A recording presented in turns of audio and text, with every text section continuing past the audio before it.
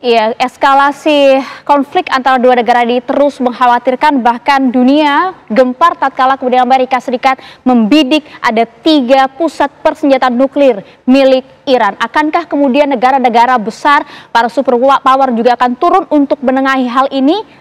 Atau justru perang dunia ketiga akan turun? Kami akan membahasnya bersama dengan sejumlah narasumber. Kami sudah hadir bersama dengan kami ada Prof. Makarim Wibisono, Dubes RI di PBB 2004 hingga 2007. Selamat malam, Prof. Selamat malam. Terima kasih sudah hadir langsung di studio kami. Dan juga hadir pula bersama dengan kami saat ini ada Prof. Evi Fitriani, pengamat luar negeri dari Universitas Indonesia. Selamat malam, Prof. Selamat malam, Mbak. Selamat malam. Dan juga sudah sambung bersama kami melalui sambungan Zoom ada Irjen Pol Purnawirawan Bekto Suprapto, Kadinsus 88 tahun 2004-2008. Selamat malam, Pak Jenderal. Selamat malam. Ya, terima kasih sudah bergabung bersama kami. Tapi kita ingin lihat dulu, kemudian kemarin betul-betul mencengangkan kita semua, Amerika langsung membidik 3 pusat persenjataan nuklir dari Iran. Anda sudah mengira hal ini terjadi nggak, Prof? Somehow sudah, ya, karena memang sudah ada indikasi ke arah sana kan. Artinya Amerika sudah mengancam. Terus yang kedua, Amerika tuh menghentikan negosiasi damai. Sebetulnya kan Amerika dan Iran tuh sedang melakukan negosiasi diplomasi untuk pengaturan tentang nuklir, ya. Nah, itu berhenti menjelang serangan Israel ke Iran. Jadi ada tanda-tandanya sudah ada, dan kalau menurut beberapa informasi intelijen kan juga sudah ada gerakan, ya, kapal induk sudah bergerak ke arah. Jadi sebetulnya sih udah ada indikasi Amerika akan terlibat sebetulnya. Oke, tapi kan kalau kita lihat sebenarnya kan Amerika juga belum kelar dengan berbagai permasalahan internal mereka begitu. Mengapa kemudian bisa memiliki kekuatan bahkan keberanian juga untuk melaksanakan hal ini? Karena kita tahu Iran kan nggak akan tinggal diam dengan hal ini, Prof. Evi. Ada beberapa alternatif jawaban untuk itu. Pertama, tipe Donald Trump adalah orang yang memang sebetulnya mungkin to some extent buat kita nggak rasional. Jadi pertimbangan-pertimbangan yang tadi Mbak Maria sebutkan mungkin bagi dia enggak. Terus yang kedua, kuatnya lobby Yahudi dalam pemerintahan Trump sekarang, ya, sangat-sangat kuat. Yang ketiga, dan memang mungkin juga itu dipertimbangkan sejak awal, bahwa Amerika sudah pernah melakukan hal-hal mirip seperti ini, ya, menyerang Iran. Dan tahun 2020 gitu, dan mereka melakukannya tapi dalam skala yang terbatas gitu, ya. Kemudian dibalas oleh Iran dengan menyerang pasukan Amerika di Irak gitu. Jadi Amerika sudah pernah melakukan hal seperti ini sebelumnya gitu. Ya, mungkin saya pikir ini masalahnya memang waktunya Amerika didesak Israel, dan terutama desakan Israel, saya pikir. Karena lihat sendiri kan bagaimana kewalahannya Israel menghadapi serangan balasan dari Iran. Jadi nampaknya Amerika mendengar nih call dari Netanyahu untuk membantu membalas gitu, ya. Oke, tapi kalau tadi Anda sampaikan harus ada yang mendesak Amerika juga. Tapi bagaimana kemudian peran PBB, Prof. Makarim? Kalau Anda melihat saat ini, kita tahu betul berkali-kali baik itu resolusi maupun juga kemudian utusan dari PBB dibantah, bahkan juga kemudian ditinggalkan begitu saja oleh Israel. Tapi saat ini berbeda. Ini adalah bukan lagi kemudian konflik antar dua negara besar saja, Iran dan juga Israel, tapi melibatkan juga bagaimana dampaknya secara besar di global, Prof. Makarim. Kalau kita berbicara dari kacamata PBB, ya, Perserikatan Bangsa-Bangsa sekarang merasa situasi yang sangat galau. Dalam arti kata, Perserikatan Bangsa-Bangsa kan berdasarkan pada aturan-aturan universal. Ya. Antara lain adalah Piagam PBB. Di dalam Piagam PBB pasal 51 itu jelas, kalau kita diserang, ya, oleh seorang, maka dia berhak, ya, untuk mempertahankan dirinya atau self defense. Jadi kalau kita lihat sebenarnya yang dilakukan oleh Iran, ya, di dalam waktu dia melakukan serangan-serangan ke Haifa maupun ke Tel Aviv segala macam, sebenarnya kan membalas serangan yang dilakukan oleh Amerika Serikat, ya. Nah, secara hukum internasional itu hal yang dibenarkan gitu, dibenarkan. Tetapi justru sekarang, ya, orang yang diserang, ya, secara satu arah oleh Israel justru dibantu oleh Amerika Serikat, ya. Nah, ini berarti aturan-aturan yang sudah terbangun sejak tahun 45 dahulu itu sekarang udah porak-poranda lah gitu, tidak pernah dianukan lagi. Ini sekarang membutuhkan suatu kesadaran kembali, ya, bahwa kita kembali perlu menegakkan apakah ini yang namanya unilateralisme itu bisa terus berlangsung terus, atau multilateralisme dibangkitkan lagi untuk mengatasi sikap-sikap semau sendiri dari orang-orang atau negara-negara yang kuat ini gitu loh, Mbak. PBB mampu nggak? Nah, ini perlu kesadaran bersama, Mbak. Karena apa? PBB ini kan adalah suatu organisasi bersama-sama bangsa-bangsa, Pak. Nah, ini perlu juga ada kesamaan konsensus bersama untuk bagaimana kita membuat PBB ini sesuatu organisasi yang bisa responsif terhadap tuntutan zaman gitu. Tapi bagaimana kemudian dari PBB sendiri kalau melihat sebenarnya agar kemudian serangan-serangan semacam ini, bagaimana keterlibatan Amerika Serikat ini tidak kembali terulang gitu, Prof?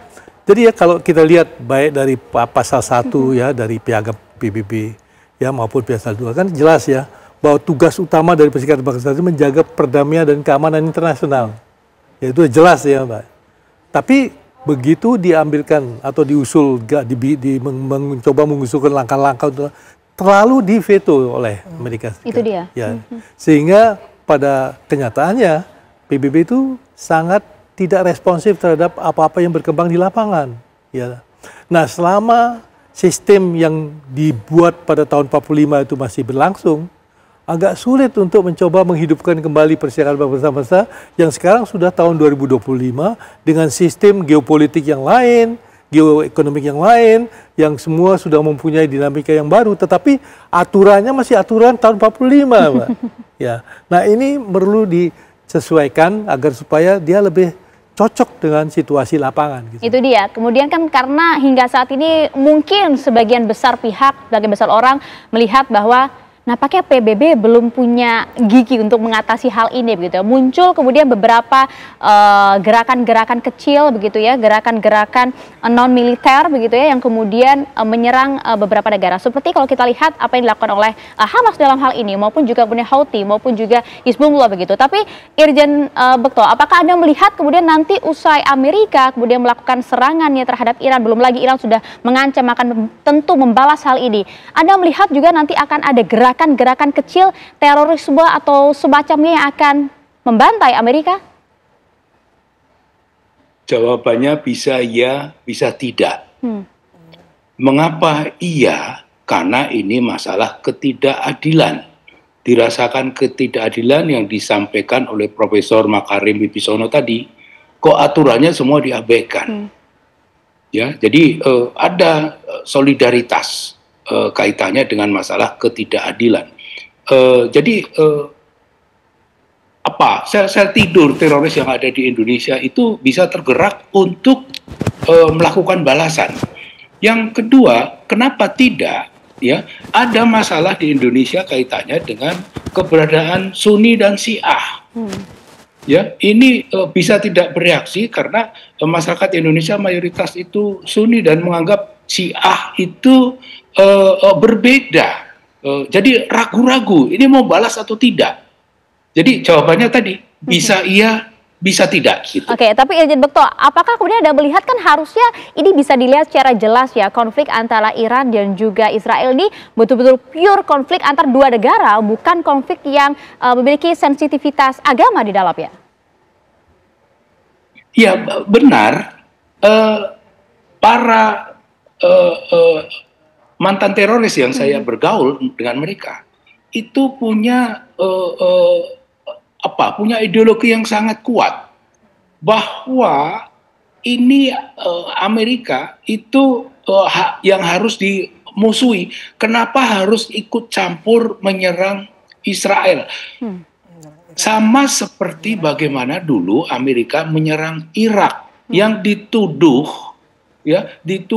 untuk mempunyai senjata pemusnah massal.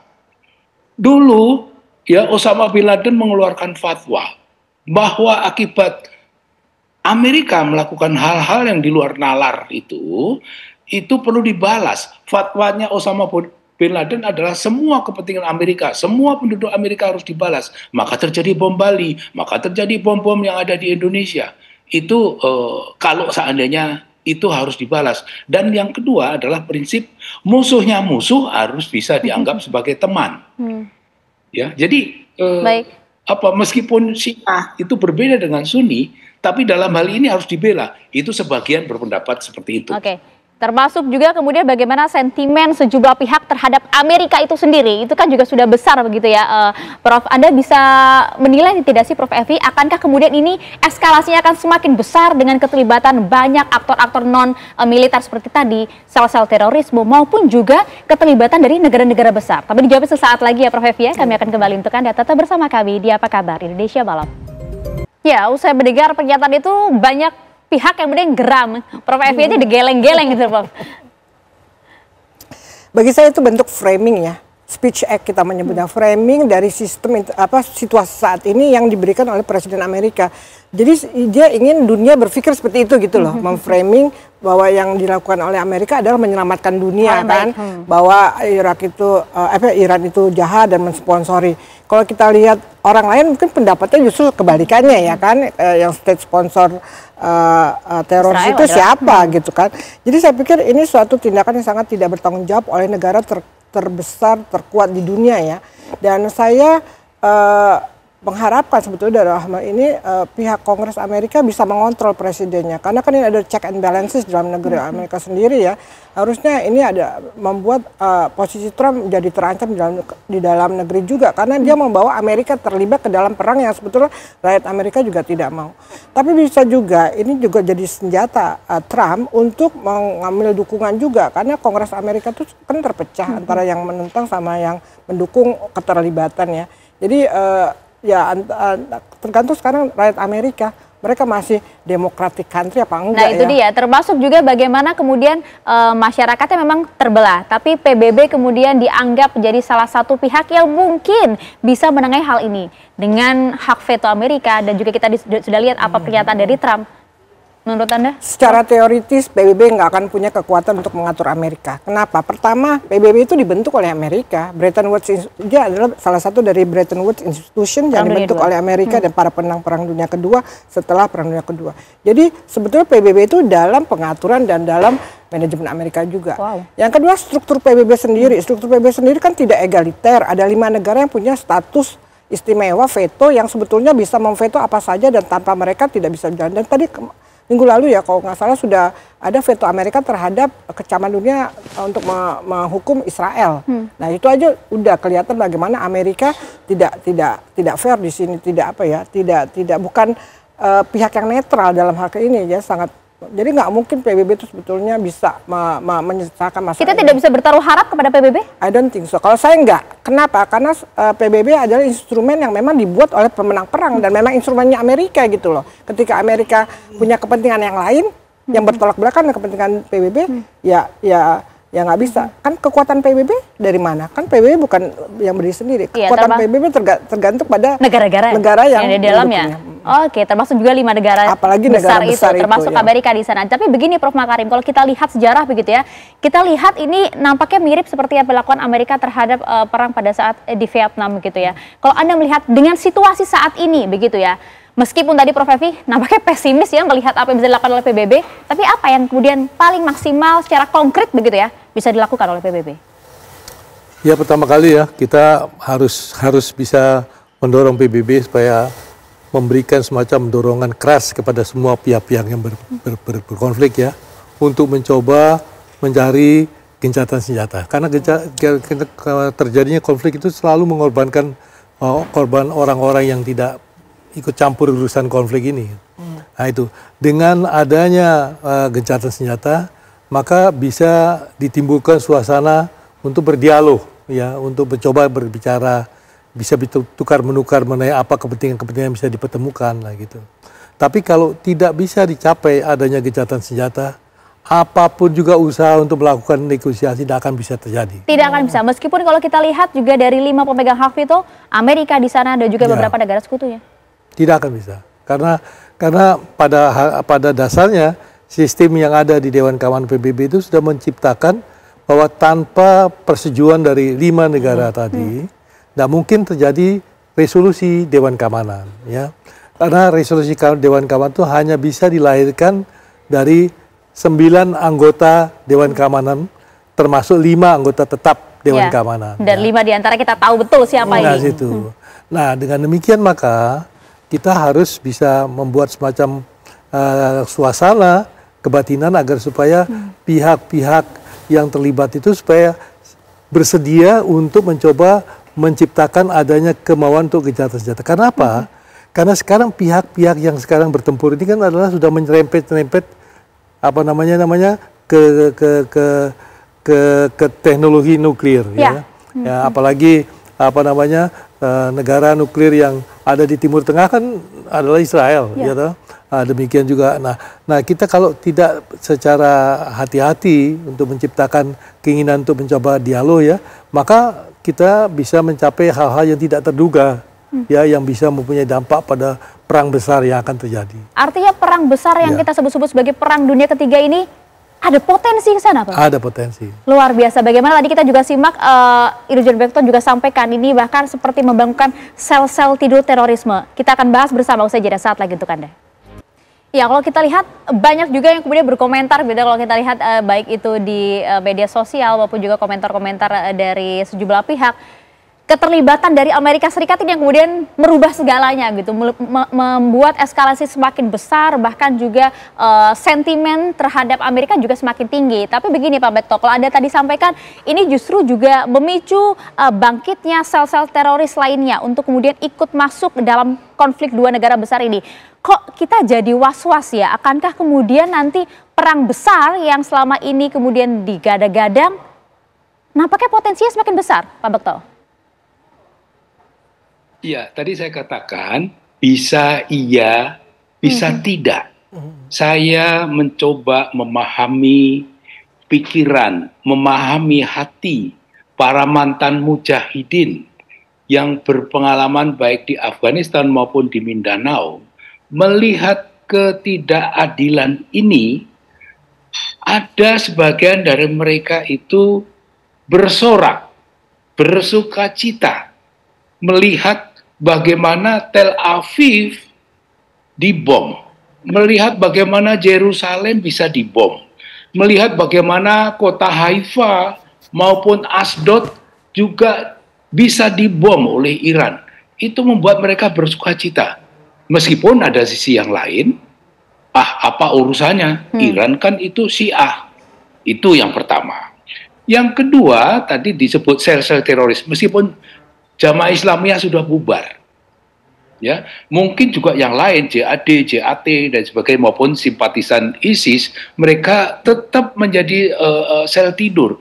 Mereka tuh punya solidaritas yang sangat tinggi. Saya hanya membayangkan mereka itu bertanya kepada patronnya, sebaiknya bagaimana kita? Mereka kan punya kemampuan untuk katakanlah membuat bom dan sebagainya. Ini mereka sekarang ini kemungkinan akan bertanya-tanya kepada patronnya, kepada yang dianggap mengerti, kepada yang dianggap dia sebagai teladan, mohon petunjuk. Sebaiknya bagaimana sambil menafikan perbedaan sementara yang sangat mencolok antara paham Sunni dan paham Syiah. Ini bisa dinafikan untuk sementara. Itu kira-kira yang ingin saya sampaikan. Termasuk juga tadi kita dengar Pak Bekto bahwa Donald Trump juga sempat sampaikan, ini kan Iran juga salah satu donatur dari teroris. Apakah ini kemudian nanti juga akan membangkitkan sel-sel tidur itu? Salah satu faktornya? Saya katakan bisa iya, bisa tidak. Kaitannya Sunni Syiah, kaitannya dengan rasa ketidakadilan. Mohon maaf, ingin saya sampaikan bahwa rakyat Amerika sendiri, Kongresnya Amerika sendiri kan tidak semua juga setuju dengan Presiden Donald Trump. Masyarakat Eropa Barat yang kebanyakan, ya, pemerintahnya setuju, masyarakatnya juga tidak setuju kaitannya dengan ketidakadilan ini. Ini juga harus diperhitungkan. Ya, saya sih mendoakan semoga perang ini segera selesai. Tidak perlu berkepanjangan, penutupan Selat Hormuz dan sebagainya. Ini akan membawa dampak yang luar biasa termasuk kehidupan rakyat kecil di Indonesia. Sepakat Pak Bekto, bagaimana kemudian penutupan Selat Hormuz ini yang menjadi fokus besar saat ini dari beberapa negara, Prof. Evi? Anda melihat tidak, ini kan dampaknya besar sekali, tidak hanya bagi Amerika maupun juga beberapa negara saja, bahkan juga negara tetangga dari Iran, Arab Saudi, termasuk juga bagaimana kemudian nanti perdagangan minyak mereka? Ya kan berarti dampak perang ini bisa secara langsung, yaitu yang terlibat perang dan akibatnya tadi ke eskalasi perang yang luas, tapi juga ada dampak tidak langsung ya. Tadi bila ini adalah satu tadi dampak tidak langsung bisa menghidupkan sel-sel teroris tadi dijelaskan, tapi bisa juga pada dampak pada ekonomi. Nah tadi penutupan Selat Hormuz salah satu yang mana direkomendasikan oleh parlemen Iran dan sekarang tergantung keputusan pada Dewan Keamanan kan. Itu bisa saja salah satu opsi bagi Iran. Nah yang membuat saya tuh agak bukan kagum ya, agak berpikir tentang Iran ini adalah mereka sudah diserang oleh Israel dan oleh Amerika. Tapi mereka masih punya opsi-opsi cukup banyak ya. Jadi penutupan Selat Hormuz itu cuma salah satu opsi loh dari mereka ya, kan mereka punya opsi-opsi lain. Dan tadi kalau penutupan Selat Hormuz itu pasti akan berdampak seluruh dunia karena negara di dunia ini tergantung pada suplai energi dari selat itu kan. Yang tiga terbesar adalah India, Cina, dan Jepang yang suplai energi minyaknya lewat situ impor mereka. Nah kalau kalau sampai tertutup dan tiga negara itu menderita seperti oil shock ini sebetulnya oil shock yang kedua gitu ya, mereka kekurangan suplai minyak, dampaknya juga ke Indonesia dan negara-negara lain yang punya hubungan ekonomi dengan India, Jepang dan Cina tadi. Jadi memang luar biasa dampak tidak langsungnya nanti kalau itu terjadi. Nah yang ingin saya highlight juga bahwa masyarakat dunia harusnya paham ini juga, artinya bahwa itu dampaknya akan ke mereka. Langsung ke mereka ya. Secara ekonomi ya kan, maupun secara kemanusiaan. Mereka lihat sendiri kan di TV tiap hari bagaimana orang dibombardir. Dan belum lagi tadi dampaknya bila sel-sel teroris itu aktif lagi dan menyerang kepentingan Amerika dan rakyat Amerika dan tentara Amerika yang 40.000 ada di Timur Tengah itu juga bisa jadi sasaran. Oke, artinya menurut Anda bukan serangan ya, aksi-aksi domestik dari Amerika ini bisakah kemudian membuat Donald Trump berubah pikiran? Harusnya bisa membuat pressure. Karena kan sistem Amerika kan katanya demokrasi nih, walaupun sekarang kita juga melihat ada masalah demokrasi yang luar biasa di Amerika dengan menangnya Trump ini, kekuatan sayap kanan kan kuat sekali sekarang ini. Tapi kalau rakyatnya menyadari bahwa dampak perang ini dan keterlibatan Amerika akan memberikan impact yang sangat negatif terhadap perekonomian juga, itu harusnya bisa menekan Amerika ya. Jadi kita nggak usah lah mengharap mereka tuh sekarang punya peradaban yang mulia untuk menjunjung tinggi hak asasi manusia, nggak usah lah terlalu muluk seperti ekonomi itu. Yang langsung mereka gitu rasakan benar. Itu harusnya bisa membuat mereka menekan presidennya. Nah kalau Amerika demokrasinya masih efektif, harusnya bisa. Itu termasuk juga sebenarnya kan sejumlah masyarakat di berbagai belahan Amerika kan juga sudah tidak sepakat ya Prof ya? Ya betul. Kalau Anda melihat ini bisa menjadi dorongan besar untuk mengecam Donald Trump?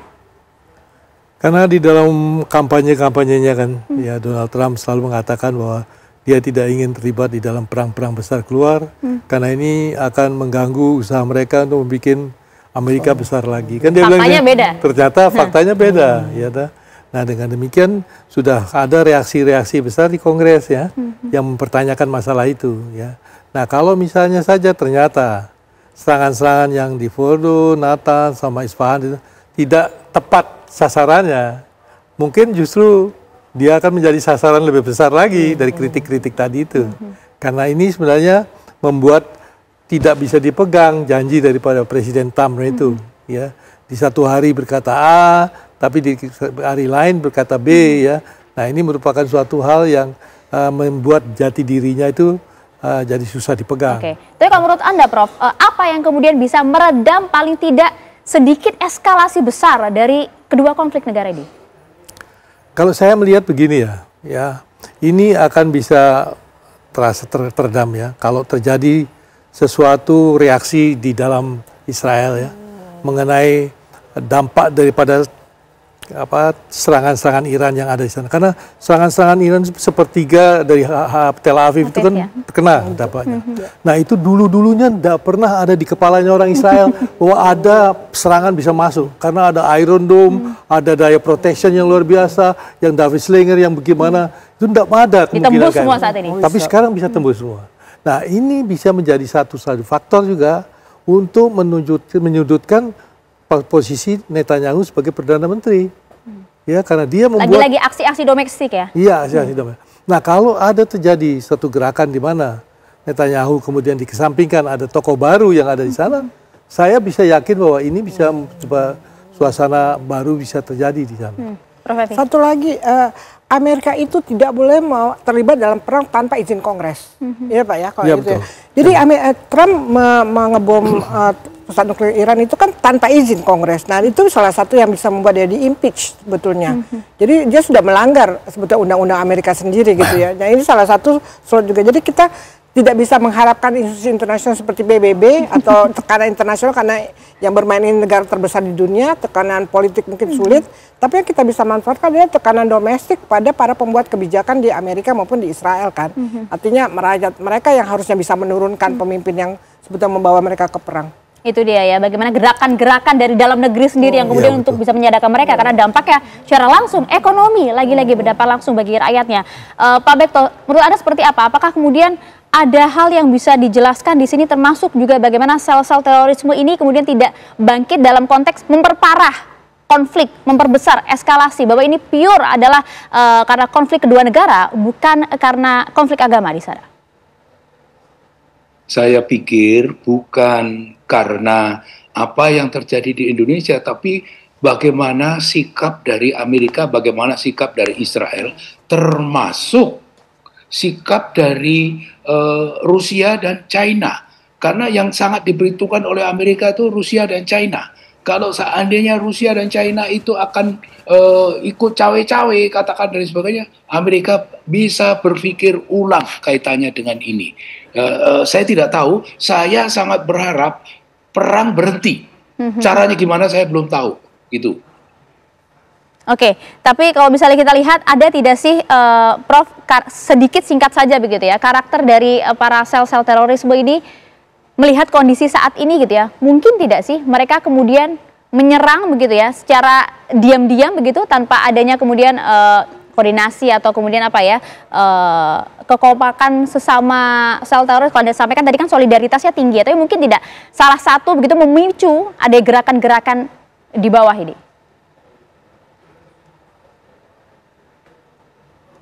Pak Bekto. Tanyanya ke siapa ini? Pak Bekto, silakan Pak. Oke. Kalau ditanya mungkin nggak mungkin, tinggal probabilitasnya berapa. Ini masalah rasa ketidakadilan. Kalau rasa ketidakadilan ya itu apa terganggu, ini JI itu dulu kuat, dulu sangat kompak, sekarang kan sudah tidak ada.